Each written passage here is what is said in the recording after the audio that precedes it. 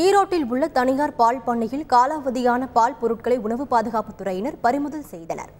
ஈரோட்டில் சில தனியார் பால் பண்ணைகள் சுகாதாரமற்ற முறையில் செயல்படுவதாக வந்த புகாரை அடுத்து உணவு பாதுகாப்புத்துறை அதிகாரிகள் சோதனை நடத்தினர். அப்போது காலாவதியான பால் பொருட்கள் முன்தேதியிட்டு தயாரிக்கப்பட்ட பால் பாக்கெட்டுகள் இருப்பது கண்டறியப்பட்டதை தொடர்ந்து அவை அனைத்தும் பறிமுதல் செய்யப்பட்டது.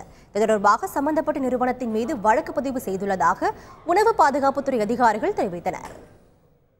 ஈரோடு மாநகராட்சிக்குட்பட்ட கிருஷ்ணபாளையம் பகுதியில் உள்ள ஒரு தனியார் பால் குளிரூட்டும் இடத்திற்கு வந்து இன்றைக்கி கிடைத்த தகவலின்படி ஆய்வு செய்த போது இங்கு சரியான சுகாதாரமற்ற முறையில் பால் உற்பத்தி செய்கிறது கண்டுபிடிக்கப்பட்டது. அது தேதியிடப்பட்ட பால் கவரையும் கைப்பற்றி நாங்கள் இப்பொழுது ஆய்வுக்கு அனுப்பியிருக்கிறோம். இதில் வந்து இந்த பாலில் வந்து வெளியில் வந்து விஷயங்கள் மாதிரி ஃபேட் இவ்வளோ பர்சன்டேஜ் அதெல்லாம் போட்டிருக்கிறாங்க. பட் அது இருக்கா, உண்மையாக இருக்கா அப்படிங்கிறத நம்ம ஆய்வு அறிக்கை வந்த பிறகு தான் நம்மளால் செய்ய முடியும். ஏற்கனவே ஒரு 5 பால் பண்ணையில் ஆய்வு பண்ணி அதில் 3 பால் பண்ணை மேலே வழக்கு தொடர்றதுக்கு ஏற்பாடு பண்ணிக்கிட்டு இருக்கோம்.